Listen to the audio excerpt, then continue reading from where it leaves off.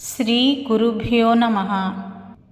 పద్మావతి శ్రీనివాసుల కళ్యాణం గురించి తెలుసుకుందాము. ద్వాపర యుగంలో వ్రేపల్లెలో చిన్ని కృష్ణుణ్ణి పెంచి పెద్ద చేసిన తల్లి యశోద.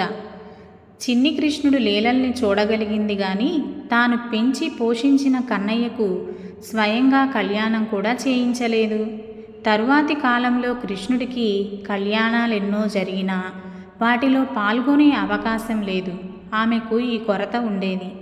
ఆమె బాధను కృష్ణుడు అర్థం చేసుకుని, అమ్మా, కలియుగంలో నేను వెంకటేశ్వరుడుగా అవతరిస్తాను. ఆకాశరాజు కూతురు పద్మావతిని వివాహం చేసుకుంటాను. ఆ వివాహం నీ చేతుల మీదుగానే జరుగుతుంది అని వరమిచ్చాడు. అప్పటి యశోదే ఇప్పటి వకుళమాత. వకుళమాత శ్రీనివాసుణ్ణి తన కన్నబిడ్డలాగా చూసుకుంది. శ్రీనివాస కళ్యాణం. ఒకరోజు శ్రీనివాసుడు వేటకు బయలుదేరాడు. అక్కడ అడవి ఏనుగును చూసి భయపడుతున్న ఆకాశరాజు కూతురు పద్మావతిని, ఆమె చెలికత్తెల్ని చూశాడు. ఆ ఏనుగు బారి నుండి పద్మావతిని రక్షించిన శ్రీనివాసుడు ఆమె మోహంలో పడ్డాడు. ఆమె వెంట ఉన్న చెలికత్తెలు శ్రీనివాసుడిపై రాళ్లు రువ్వారు. నెత్తురు కారుతున్న గాయాలతో వచ్చిన శ్రీనివాసుణ్ణి చూసి వకుళమాత ఆందోళన చెందింది. ఎంతో ఆవేదనతో అడవిలో ఏం జరిగిందో చెప్పమని బతిమాలి అడిగింది. అప్పుడు శ్రీనివాసుడు, అమ్మా, నేను అడవిలో వేటాడడానికి వెళ్ళాను. అక్కడ ఒక అందగత్తెను చూశాను. ఆమె ఆకాశరాజు కూతురని తెలిసింది. ఆమెను చూడకుండా ఉండలేను. నీవే ఆకాశరాజు దగ్గరకు వెళ్ళి పద్మావతితో నాకు కళ్యాణం జరిగేలా చూడమ్మా అన్నాడు. వకుళమాత ఆనందంతో నారాయణ వనానికి వెళ్ళింది. అప్పటికే తల్లి ధరణీదేవి పద్మావతి మనసులో ఏముందో తెలుసుకుంది. ఈలోగా అక్కడికి వచ్చిన ఎరుకత ద్వారా ఈ పెళ్ళి తప్పక జరుగుతుందని ఆమెకు నమ్మకం ఏర్పడింది.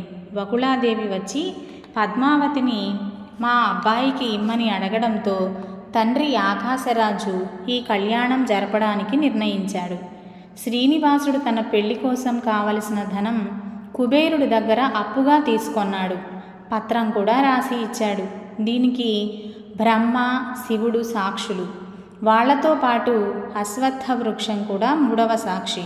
వైశాఖ మాసం శుక్లపక్షం దశమి శుక్రవారం ఉత్తర ఫల్గుణి నక్షత్రంతో కూడిన శుభలగ్నంలో పద్మావతి శ్రీనివాసుల కళ్యాణం ఆకాశరాజు రాజధాని నారాయణవనంలో అంగరంగ వైభవంగా జరిగింది.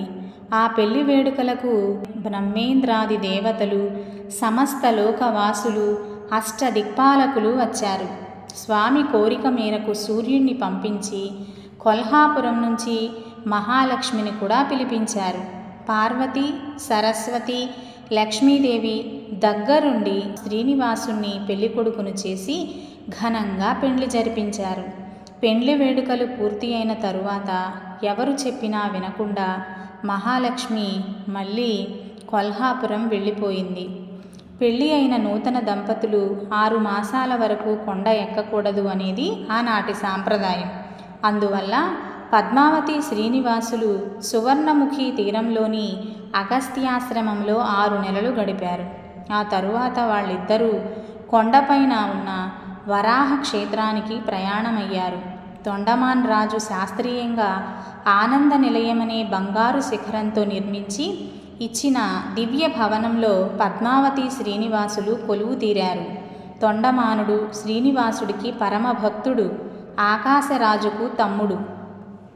పద్మావతిని పెళ్లాడిన స్వామికి లక్ష్మీదేవి చింత మెదడును తొలుస్తూనే ఉంది. అందువల్ల బతిమాలి తిరుమలకు రప్పించుకోవాలని భావించాడు. అందుకు పద్మావతి కూడా సరేనంది. శ్రీనివాసుడు కొల్హాపురం వెళ్ళాడు.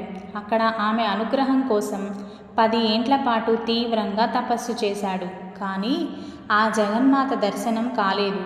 ఇంతలో ఆకాశవాణి ఇలా చెప్పింది, శ్రీనివాస, ఈ అవతారంలో శ్రీ మహాలక్ష్మి నిన్ను చేరదు.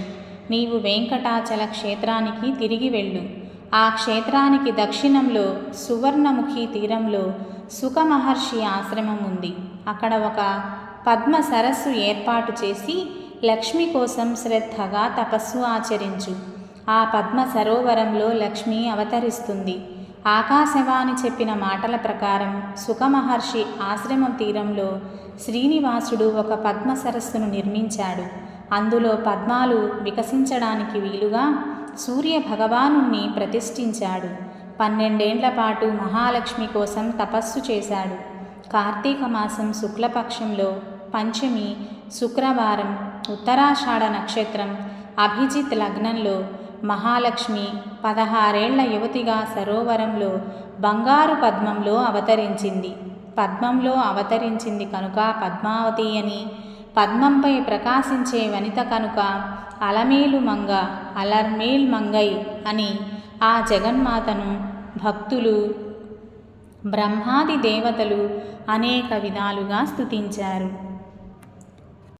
ఓం నమో వెంకటేశాయ.